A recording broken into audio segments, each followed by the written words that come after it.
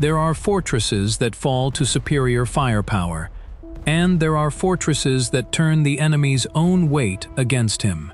Rhodes did not need a bigger army.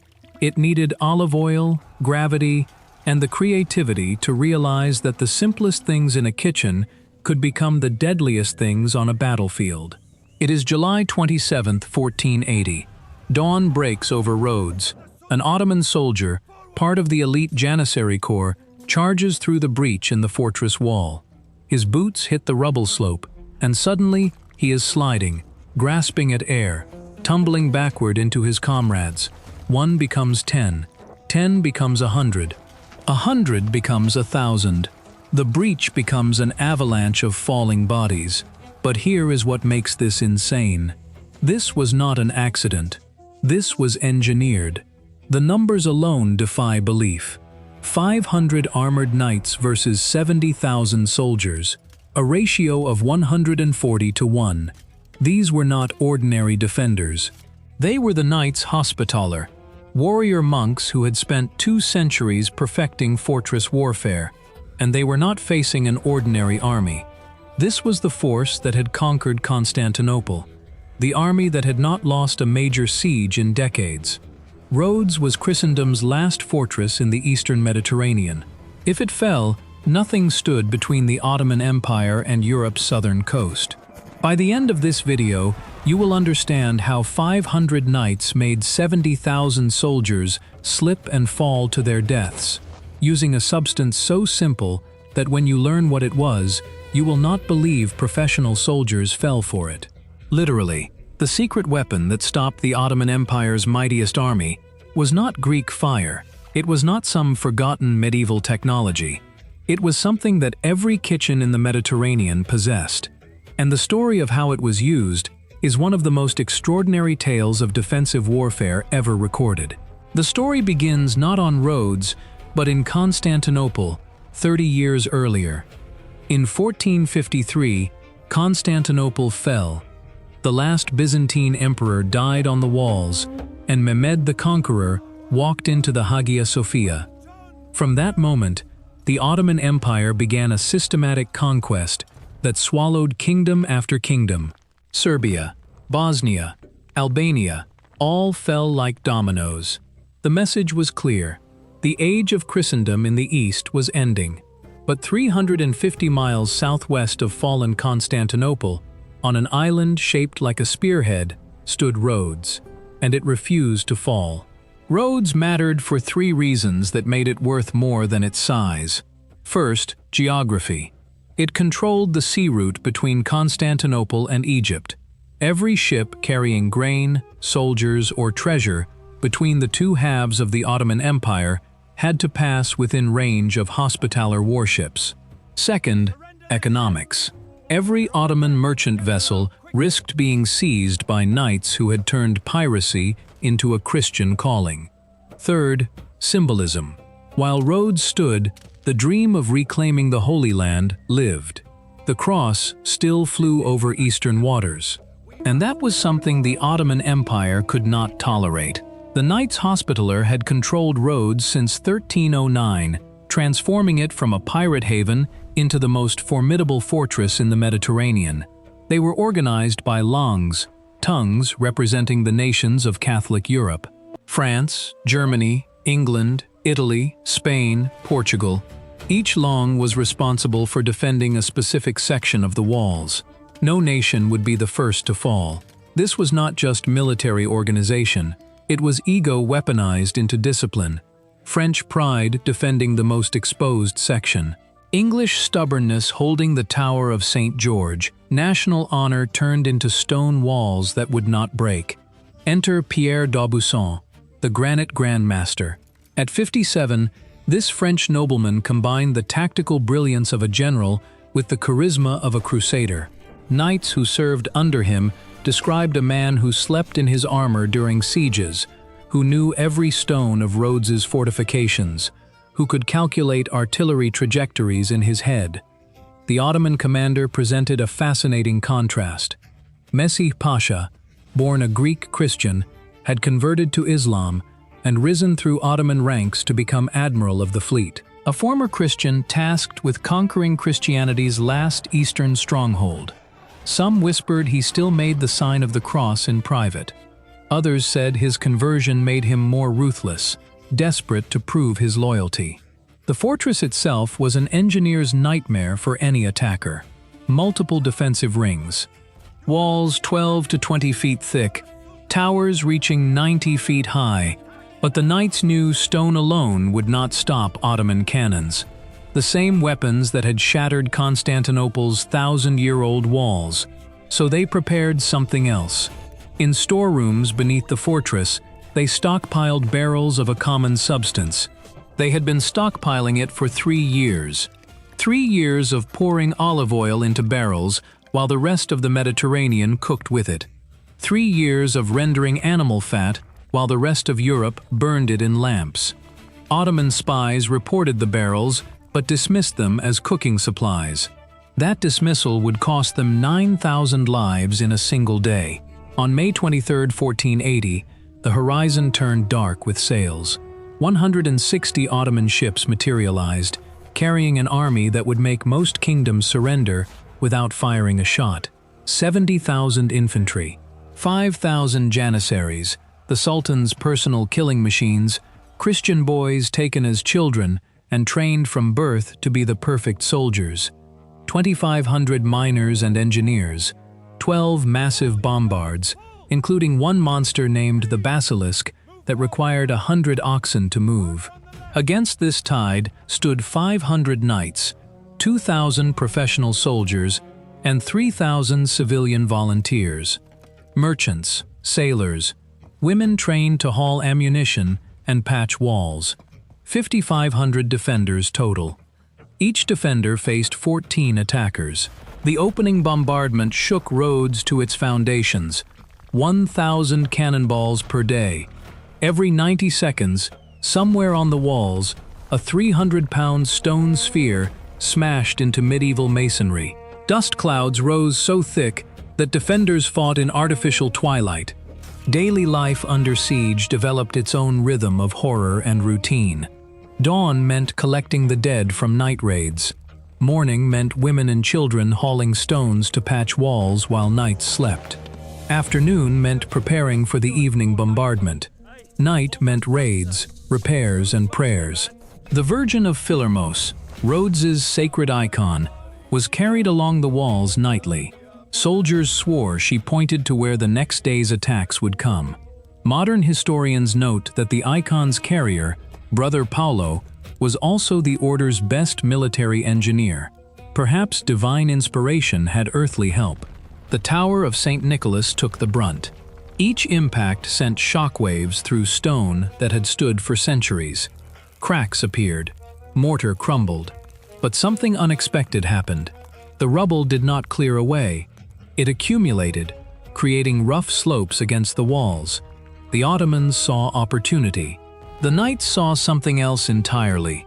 Instead of clearing rubble, they seemed to be shaping it, calculating angles, preparing the ground for a purpose the Ottomans could not yet see. Underground, a different war raged. Ottoman miners drove tunnels toward the foundations. The plan was to pack them with gunpowder and bring down entire sections at once.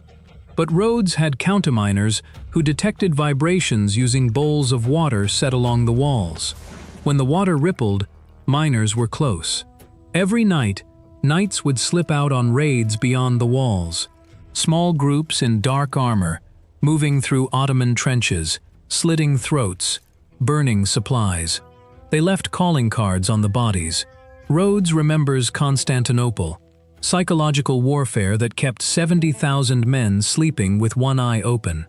What made grown Ottoman soldiers pause about Rhodes was not the walls.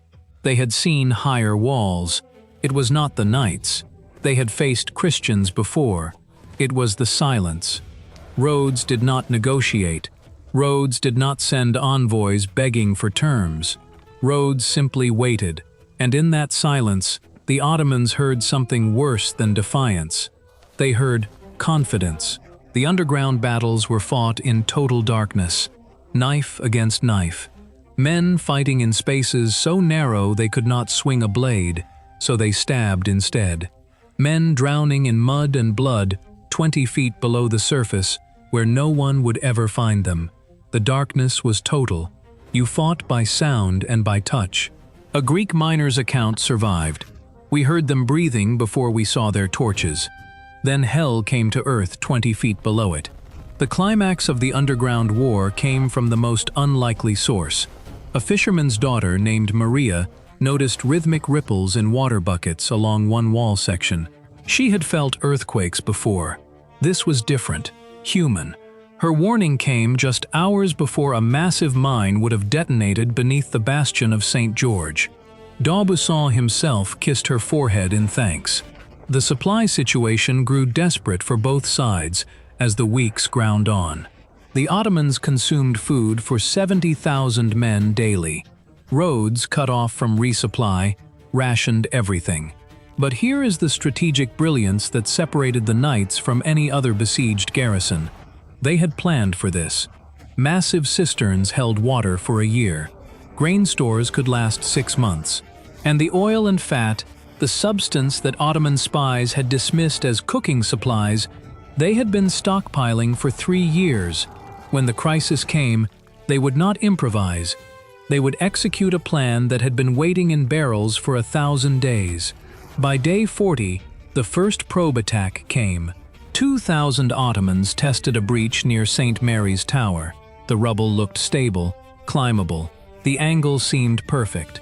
The first wave advanced confidently. Then their feet hit what looked like stable stone and shot out from under them. Olive oil mixed with rendered fat. The effect was instantaneous. Soldiers tumbled backward, crashing into those behind. The breach became an avalanche of bodies. Crossbow bolts found easy targets in the chaos. 400 Ottomans died in 20 minutes without a single defender leaving the walls. The oil had been mixed with sand, creating an abrasive slurry that clung to everything it touched. Boots, hands, armor, weapons, even men who managed to stand found their grip on their own swords compromised. The substance turned the breach into a surface where combat was physically impossible. The Ottomans pulled back, stunned. They had expected resistance. They had not expected physics.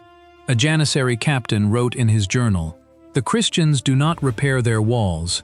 They do something to the fallen stones. My men report strange smells, like a kitchen before feast day." He was right about the kitchen. He was wrong about what was being cooked. By mid-July, 3 breaches had opened. The walls had finally fallen. Ottoman command decided. The main assault would come at dawn on July 27th. 20,000 troops massed in the darkness. The elite Janissaries would lead the assault, as they always did. The privilege of dying first was their greatest honor. Behind them, provincial troops from Anatolia, men who had fought from Persia to Poland. Then, a final wave of volunteers seeking paradise. 3 columns aimed at 3 breaches. The assault plan was the same one that had taken Constantinople, the same one that had broken Belgrade. Mass at the breach. Charge through. Overwhelm with numbers. It had never failed. Dawn broke like blood across water. Ottoman drums thundered the attack signal. 20,000 voices roared. The ground shook with running feet. This was the assault that would decide everything. The breach at St. Paul's Post was 30 feet wide, rubble forming a rough ramp at a 35-degree angle. To the Ottoman commanders studying it from their trenches, it looked perfect. They had seen breaches like this before, at Constantinople, at Belgrade. You mass your best troops, you charge through, you overwhelm with numbers. It had worked every time. It was the formula that had built an empire. The formula was about to fail. The first Janissaries hit the slope running, scimitars raised, the flower of Ottoman military might charging into history. Then physics became their enemy. The first warrior's foot hit what looked like stable rubble. Instead, his boot skidded sideways. The oil mixture, 3 parts olive oil, 2 parts animal fat, 1 part water, had been poured just before dawn, still fresh, still slippery. He windmilled his arms trying to recover, then crashed backward into his comrades. The domino effect. One falling man in armor becomes a human bowling ball. The second rank, charging hard, could not stop. They piled into the fallen, slipped themselves, created an expanding catastrophe of tangled limbs and weapons. The breach became clogged with its own attackers. Men at the back could not see the catastrophe at the front and kept pushing forward, adding their weight to the pile. From above, Hospitaller crossbowmen had perfect targets. A crossbowman did not need to aim. He needed only to point downward and release. The men below were not moving warriors. They were men struggling to stand, to crawl, to escape the press of bodies behind them. 50 crossbowmen on the breach meant 400 bolts per minute raining into packed masses. These were not moving warriors. These were men struggling to stand, to crawl, to escape the press of bodies behind them who could not see what was happening at the front and kept pushing forward. In the first 20 minutes, 2,000 Ottomans died on a 30-foot breach. Not from superior weapons, not from superior numbers, from olive oil and gravity. This was not a battle. It was arithmetic, and the numbers favored the defenders in a way that no amount of Ottoman courage could overcome. But the Ottomans adapted. Officers recognized the trap and ordered men to bring sand and sawdust from the siege works. Bags of dirt flew hand to hand. If they could cover the oil and create traction, the assault could continue. For a moment, it worked. Fresh Janissaries gained footing on the sand-covered sections. The knights had prepared for this too. New cauldrons appeared. Not oil this time, but the same mixture heated to boiling and mixed with quicklime. This was no longer about making men slip. This was about creating an environment where combat became impossible. The boiling mixture hit the sand and created steam clouds. Quicklime burned through leather, found gaps in armor, seared flesh. Men who had maintained footing suddenly screamed, clawing at their eyes. The sand turned into burning paste. The breach became a vision of hell, steam, screams. The stench of burning flesh mixed with oil and voided bowels. Visibility dropped to feet. Men killed anything that moved, sometimes their own comrades. The sound was no longer the clash of weapons. It was the sound of men screaming in a language that pain makes universal. Individual moments of courage flickered through the chaos. Hassan the Bold, a Janissary officer, actually made it to the top of the breach. For 30 seconds he fought 3 knights simultaneously, his scimitar a blur of motion. Then his foot found an oil patch. As he fell, a knight's mace found his helmet. His body rolled down the slope, knocking down a dozen men trying to climb behind him. The French knight Guillaume de Blanchefort survived the assault and left an account that captures what it was like to watch from above as the greatest army in the world destroyed itself on cooking oil. They came like lions and died like sheep. The breach drank their blood, mixed it with oil, created a crimson mud that no man could cross. I saw elite warriors, men who had conquered half the world, reduced to crawling, slipping, dying, without ever crossing swords with us. I have fought in many sieges. I have never seen anything like this. No one has. Every counter the Ottomans tried, the knights had already anticipated. Sand was met with boiling oil. Wooden planks were met with quicklime. Fresh waves were met with fresh cauldrons. The preparation of 3 years met the improvisation of minutes, and preparation won every time. Then came the moment that would echo through centuries. D'Aubusson stood observing from the second line when 5 crossbow bolts found him almost simultaneously. One punched through his shoulder, another lodged in his thigh, 3 more penetrated his breastplate. Blood pooled at his feet. His aides tried to carry him back. "A Grandmaster dies standing," he growled. Then, incredibly, he pushed forward. D'Aubusson should not have been able to stand, let alone fight. 5 bolts, massive blood loss, July heat in full armor. But there is a difference between what the body can do and what the will demands. And on this particular morning, the will of a 57-year-old man with 5 arrows in him was stronger than the will of 20,000 men trying to climb a hill made of oil and corpses. He raised the banner of the order and charged into the breach. Not from above, he descended into the killing ground itself. Knights who saw him swore he glowed, probably sunlight on blood-slicked armor, but the effect was electric. Rhodes, St. John and victory. The cry spread along the walls like fire jumping from roof to roof. Men who had been rotating out for rest grabbed weapons and followed their dying leader. Knights who could barely walk from wounds sustained hours earlier pushed themselves upright and staggered toward the breach. Something had happened that was beyond military calculation. A wounded old man had decided to die standing, and that decision had turned 500 exhausted defenders into something that 20,000 Ottomans could not stop. Women brought fresh oil to pour. Children stood ready with crossbow bolts. The entire population of Rhodes, every cook and stable boy and priest who could hold a weapon, rushed to the walls. Every church bell in the city rang out simultaneously, the signal for total mobilization. It was the sound of a city refusing to die. The countercharge hit the Ottoman forces just as they had gained the breach's top through sheer weight of numbers. D'Aubusson, streaming blood, killed 5 men in single combat, his sword never missing despite wounds that would have felled an ox. On another section, the English knight Sir Thomas Sheffield saw Ottomans breaking through near his position. He planted himself in a narrow part of the breach, where only 2 men could pass at once. For 10 minutes, timed by the cathedral bells, he held against waves of attackers. He was found dead, still standing, his sword broken, surrounded by 23 Ottoman corpses.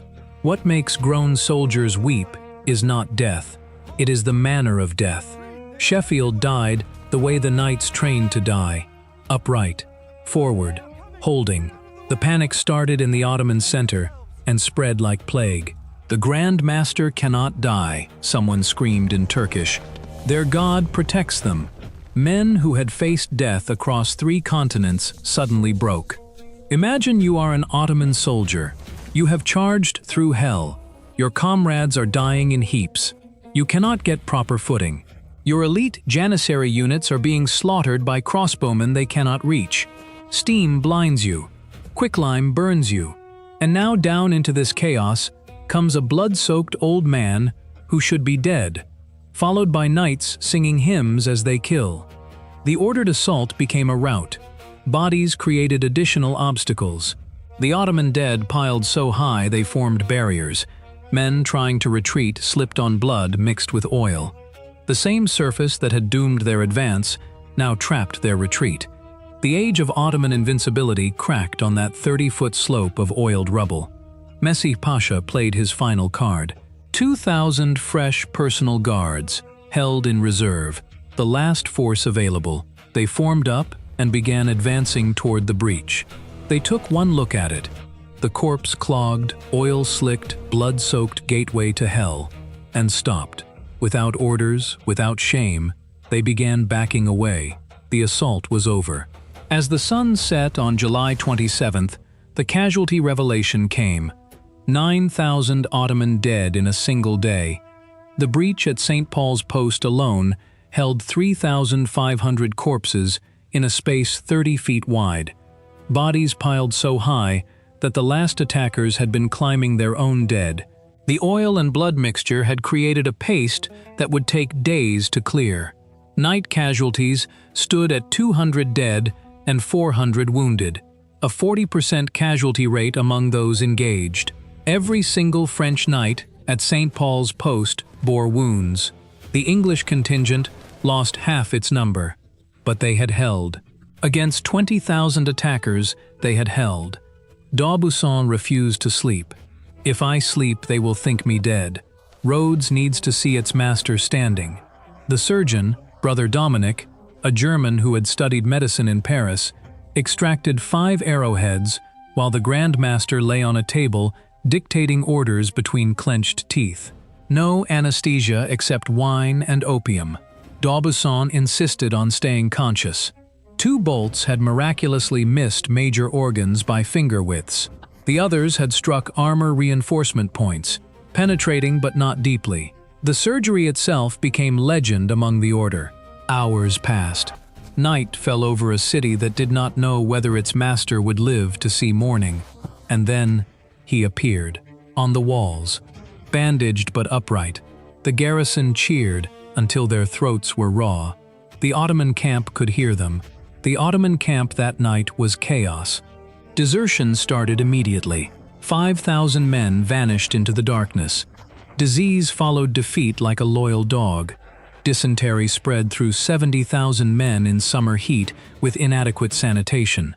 Within a week, more men would die from disease than had fallen in the assault. Morale plummeted further when word spread that the knights had treated their Muslim prisoners well, while Ottoman wounded were left to die in the field by their own commanders.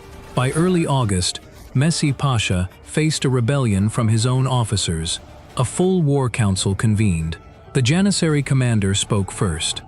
"We are warriors, not mountain goats. Give us enemies to fight, not oil-slicked stones to climb." The artillery chief added his weight. "My guns have opened 3 breaches.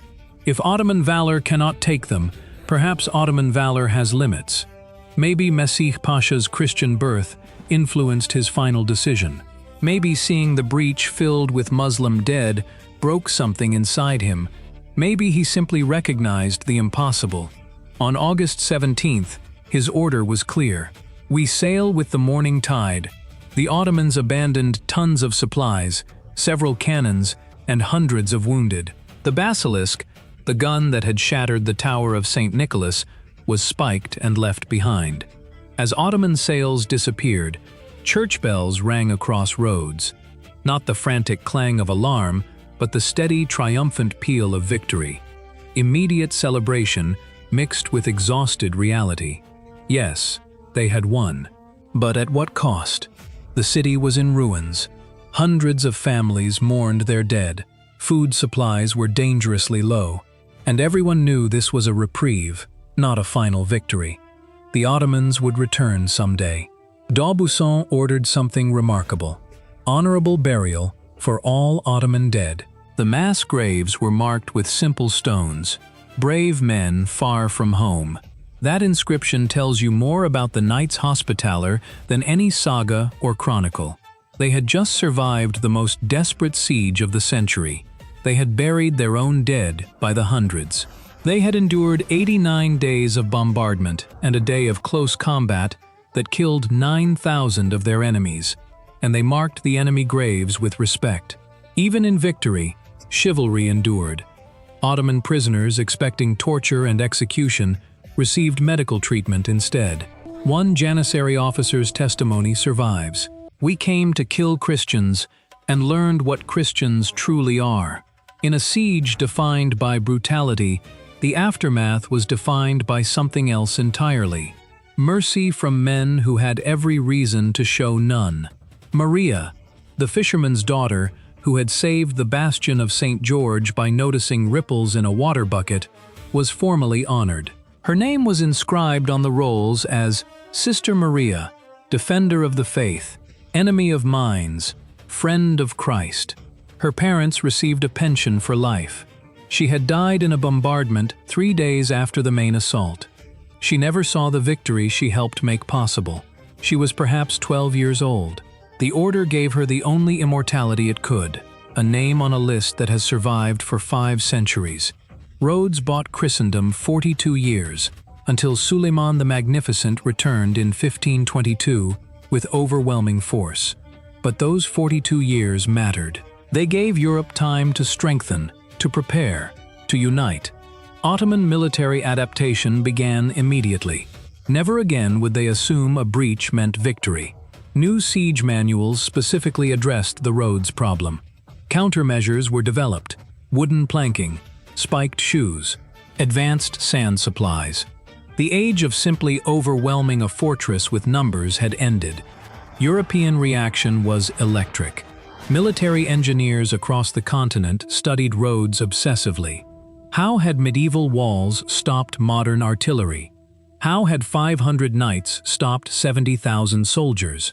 The answer revolutionized fortress design. The Star Fort, the low, angular design built to create killing fields, evolved directly from the lessons of Rhodes. The principle was the same. Do not just block the enemy. Channel them into zones where physics and firepower multiply defensive advantage. From Italy to the Netherlands, from Vienna to Malta, a new generation of fortresses rose, incorporating what 500 knights and their barrels of olive oil had proven: that walls are not meant to stop an enemy, they are meant to control where the enemy goes. And if you can control where they go, you can control how they die. Every fortress from Vienna to Malta stockpiled oil and fat.